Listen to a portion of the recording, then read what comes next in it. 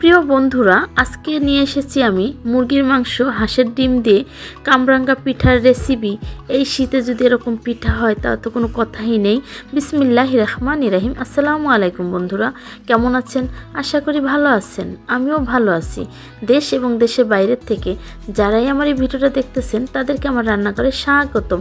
আজকে দেখাবো মুরগির মাংস হাঁসের ডিম দিয়ে কামরাঙ্গা পিঠার রেসিপি। দেখতেই পাচ্ছেন একদম পারফেক্ট কামরাঙ্গার মতো দেখতে, কতটা সুন্দর বা লোভনীয়। আপনারা ফলো করলে অবশ্যই এইভাবে সেম পিঠা বানিয়ে নিতে পারবেন।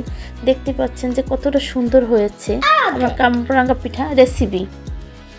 প্রিয় বন্ধুরা, এখন পর্যন্ত যারা একটা লাইক দিয়ে ভিডিওটা দেখা শুরু করেন নাই, প্লিজ একটা লাইক দিয়ে দেবেন।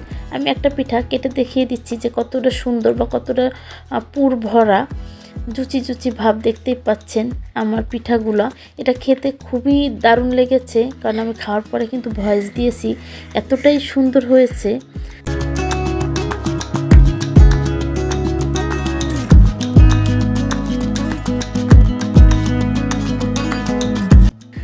বন্ধুরা, চলে এসেছি মূল পর্বে।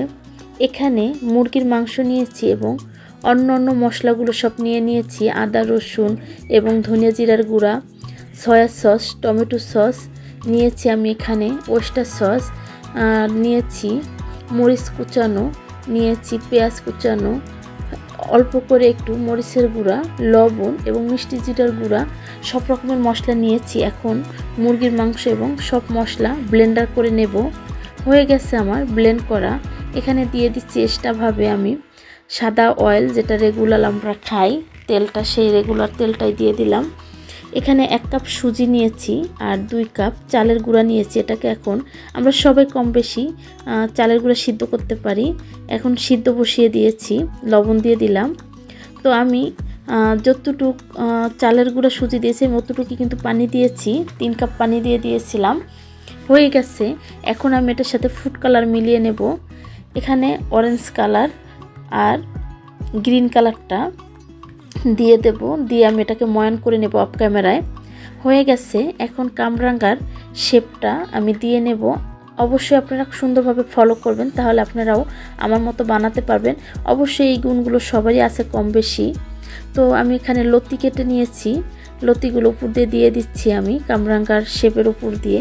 দেখতে থাকুন আমি কিভাবে কামরাঙ্গা পিঠাটা বানাই।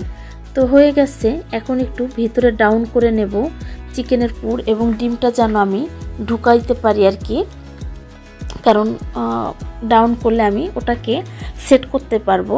এখন চিকেনটা ডিমটাকে সেট করে নেব এভাবে করে। এখন ডিমটা আর চিকেনটা সেট করে নেব। প্রথমে চিকেনটা দিয়ে দিলাম, এখন ডিমটা দিয়ে দেব। তো দুইটা দিয়ে বানাচ্ছি, এই কারণে আপনারা চাইলে স্কিপ করতে পারেন যে কোনো একটা। একটু কাঁচামরিচ দিয়ে দেব। চিকেন এবং হাঁসের ডিম দিলে আমার কাছে মনে হয়েছে যে টেস্টটা খুব ভালো আসবে, কিন্তু সত্যি খুব ভালো টেস্ট এসেছিল, কারণ আমি বয়েল এবং মানে তারপরে ভেজে নেব আপনাদের দেখানোর ক্ষেত্রে, সুবিধার ক্ষেত্রে। এখন এটাকে আমি আটকে দিলাম। এই পর্যায়ে আমি খুব সুন্দর করে একটা শেপ নিয়ে আসব। হয়ে গেছে। এখন একটা চামচের সাহায্যে আমি শেপটাকে নিয়ে আসব, দাগ টেনে নেব আমি খুব সুন্দর করে। দেখতে পাচ্ছেন এভাবে করে দাগ টেনে এটা দিয়েই আমি শেপটা নিয়ে আসব।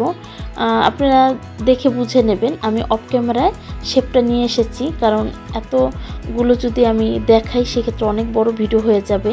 আমার আর্টিফিশিয়াল কামরাঙ্গা আর আমার হাতেরটা আমি মনে করি আমারটা বেশি সুন্দর হয়েছে, কারণ নিজের সার্টিফিকেট নিজেই দিচ্ছি। তো দেখতেই পাচ্ছেন কতটা সুন্দর হয়ে গেছে। আপনারা অফ ক্যামেরায় একটু শেপটা একটু সুন্দর করে নেবেন। এখন এখানে একটু তেল ব্রাশ করে নিয়েছি, আমি এখন বয়েল করতে দিয়ে দেব। বয়েল করার পরে আমি আবার এটাকে ফ্রাই করব।